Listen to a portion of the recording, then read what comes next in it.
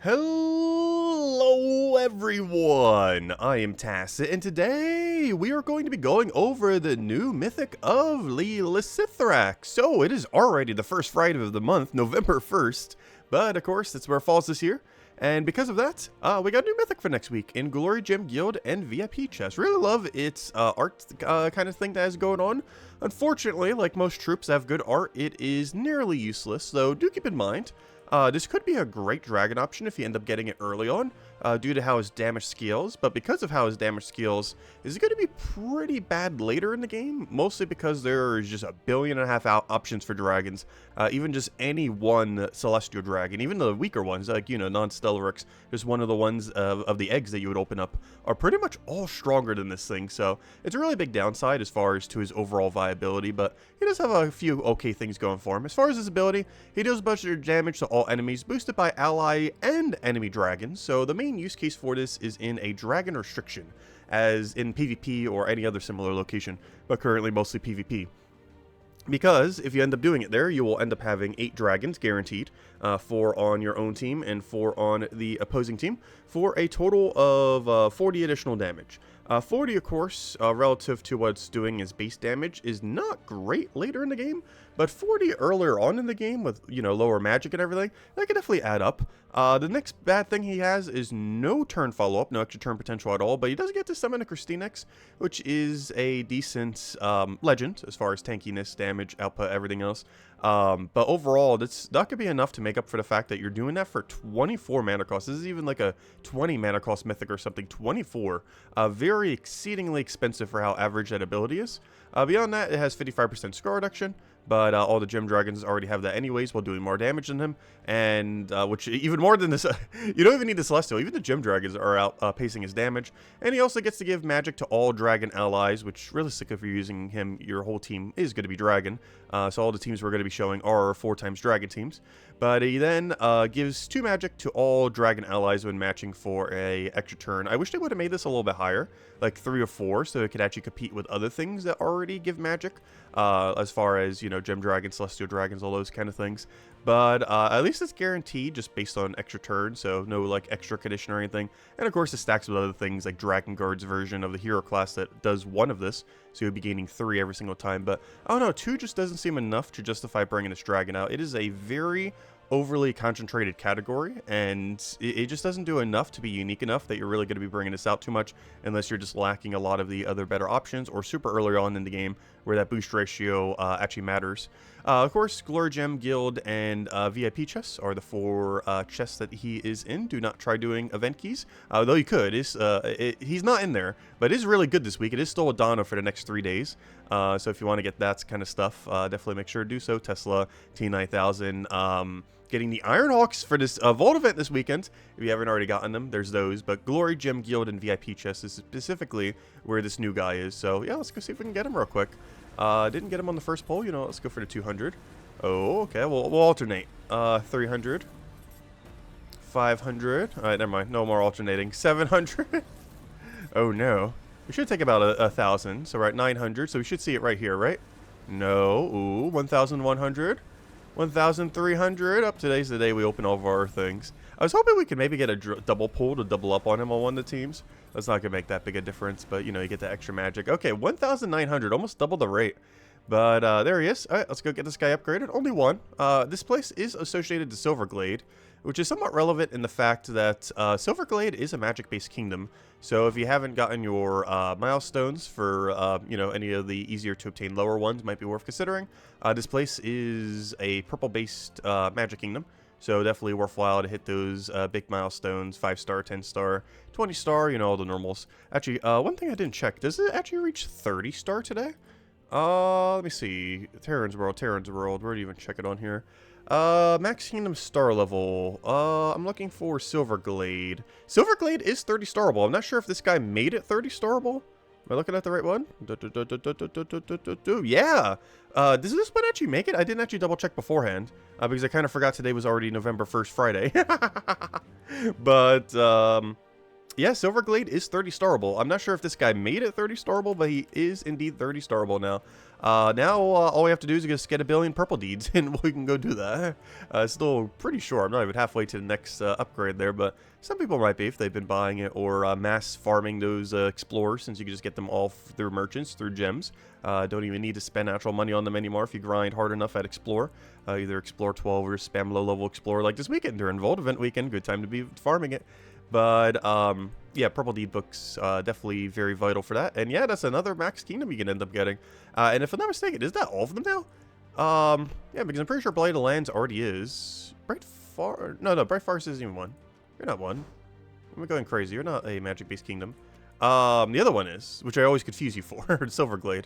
But yeah, Blighted Lands, 30 Starable, Darkstone. Yeah, I believe they are now. Zolkiri and Karkaroff. I don't have Blighted Lands upgraded, but that's just because we lack the Purple Deed Books. And of course, Silverglade. So yeah, every single Magic Kingdom can now be 30 starred. That's interesting. I wonder if anyone actually has them all max. We're getting pretty close, but I'm like 1.5 sets of Purple Deed Books short. We're like 30, 35-ish, probably 35-ish Purple Deed Books short of getting them all. I haven't actually really bought any of them, other than when they were in, like, you know, the season pass, which of course ends in a few days, the campaign pass. But anyways, all right. Let's go upgrade this guy and go into the teams and just kind of show them off. Unfortunately, as I mentioned, this is a very, very below average Mythic. If you're a newer player, this could definitely be a dragon that holds you over for a little while. But the only real use case you're ever going to bring this out, regardless of what point you are in the game, is 4 times PvP dragon restriction, which do we even have that this week? That'd be kind of funny if we did.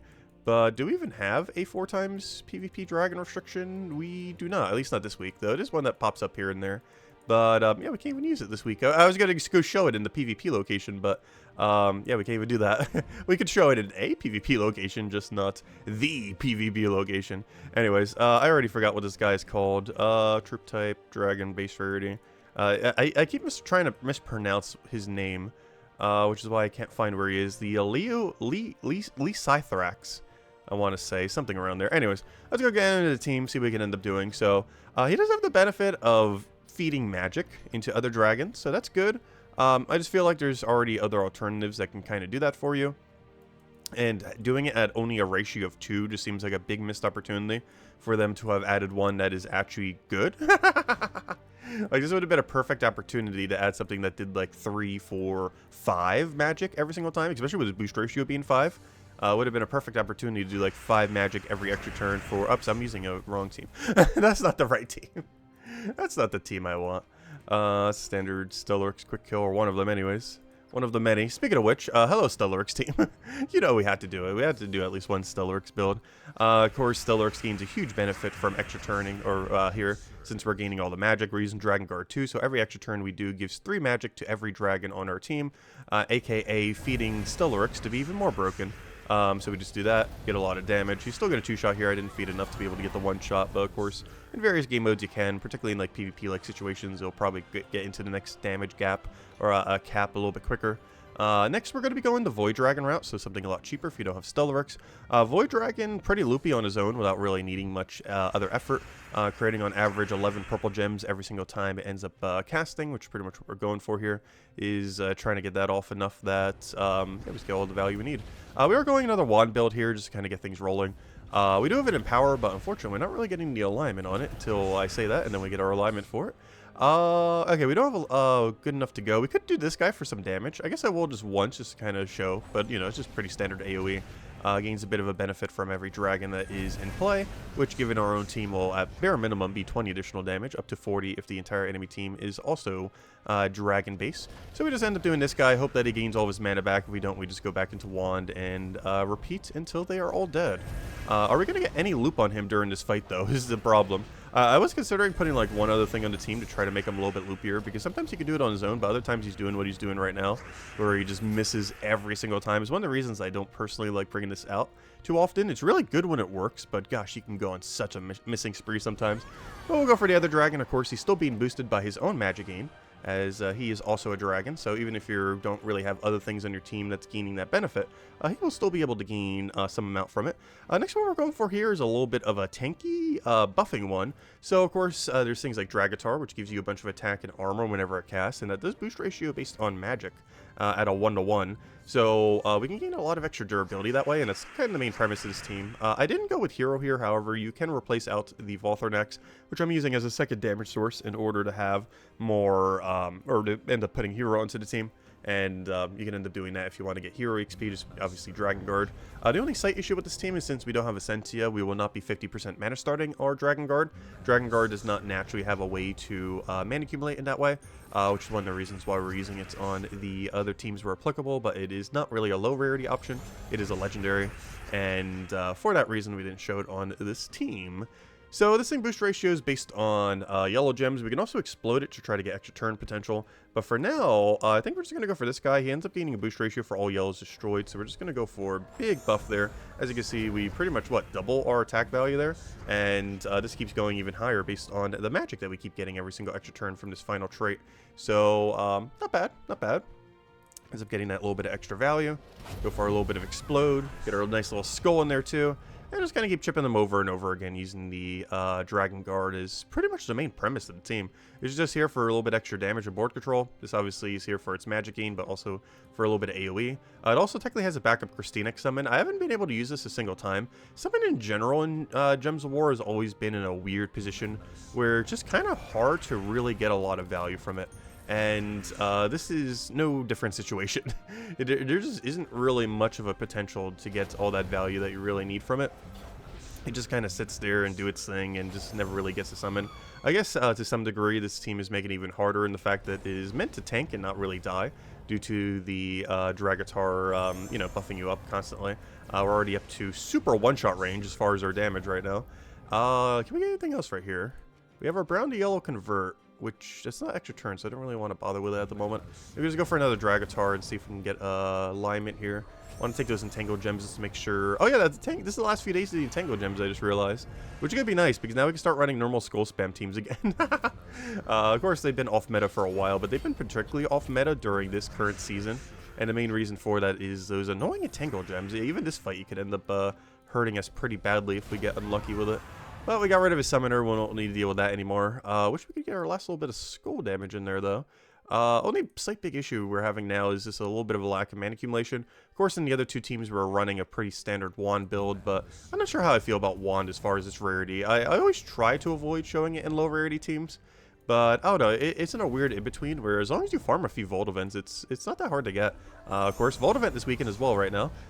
So definitely a great time to be farming that up. It's also the last one in our chain of 1 billion Vault Events that we've been having as of pretty recently. And, oh gosh, this thing is a spell tank, isn't it? Why do you have to be like that?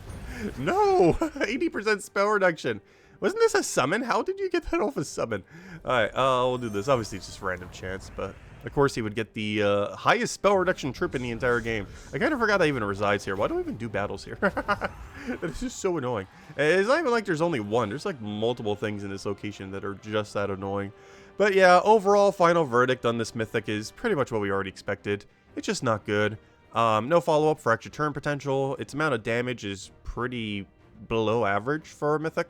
There are legendary dragons. Honestly, just using Krystenax on your team is probably going to be better value than using this Mythic in a lot of situations. So I didn't actually show Krystenax because we weren't able to get a summon. But this actually used to be meta back in the day with Dragon Soul, the Dragon Soul Krystenax combination.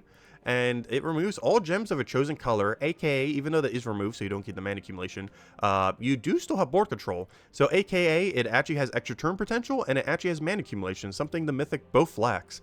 It deals some damage to all enemies, boosted by gems removed, which is less damage than how much the other guy's doing, but not that much less. And then it summons a Silver Drake. So it even still has summon! Wait, it even still has summon. I forgot about that. It even still has backup summon that the other guy already has. So it's basically the other guy, but better. Why? Wait, I kind of forgot about that too. It's literally everything the new Mythic does, but better. That is so weird. Obviously, he has less overall damage initially, but it's not that much less relative to what the other guy's doing. He even has Stone Skin still, so still just as tanky. The other guy's 55% reduction. This thing is 50%. Even has immune to Entangle. And it gains Enchant when matching purple gems. Which, of course, that isn't magic to all allies, but, you know, gives it some free mana to get its ability back up a little bit quicker, so you're not stalling forever if you don't have enough mana accumulation. But yeah, Krystenax is quite literally stronger. The thing that this Mythic summons that isn't even a Mythic is stronger than the Mythic. But yeah, this guy needs a lot of tweaking if he was to be viable. This needs to do bare minimum 3, ideally 5 magic every extra turn. This needs to be a 20 mana cost, and this needs any amount of extra turn potential. Literally just give it what Krystenax has at bare minimum, and it could at least been okay. Like maybe make it like destroy all gems instead of remove like what Krystenax had. Like if it was like just his ability basically, you know, if it was just this exact ability just with destroy all of a certain color, which is basically just Krystenax's ability, but a different summon, that would be enough to basically make him viable, and you can then move him back up to 24 mana cost as well. But yeah, he's just missing that main key aspect, and without it, Krystenax is literally stronger than him. That is so sad. I didn't realize that until I went back to Krystenax and remembered exactly what its ability was, but it's literally 1-to-1 what it should be. That is so bad. But yeah, if nothing else, this Mythic is still good in the sense that it helps you get 30-star Silver Glade. So this is pretty important, especially if you have the resources to already do so, or reaching any milestone that you need to do, 5, 10, 20, any of those other milestones for a permanent extra magic. That's the main reason why you would end up getting them, is you want to make sure you upgrade your Silver Glade to the next magic milestone. And that is basically it, because I don't really foresee this ever really being used, unfortunately. But that's the verdict on the final, on the new Mythic that was added this week. And you'll have to see what next month will end up being. I actually haven't checked it yet. Feels so weird getting it on the 1st of the month, but yeah, we're already here. But anyways, of course, we kind of already mentioned, but final few days to finish out the campaign. Halloween event already ended, as of course yesterday was Halloween. And do not forget that this weekend is Void event weekend. So I'll be grinding that out, trying to get all the keys and everything that we need, and yeah, see what we end up getting by the end of it all. As a great time to be farming for vault keys, farming for first gnomes by quick killing low-level explorer, and just getting a ton of loot. So definitely make sure to be doing that. You still have plenty of time to do so. We have 2.5 days left at this point, so definitely make sure to get the grind on if you have some free time this weekend. Hope you all have a wonderful weekend. Best of luck. We're going to be trying for the Mythic. Still have a whole week, all the way until Friday reset time of next week, until basically the end of Thursday. And best of luck if you're going to be trying for an event key, or not event key, sorry, in Glory Gem Guild and VIP keys, I mean. And best of luck if you do. Anyways, guys, I'll catch you later. Goodbye, everyone, and thanks for watching.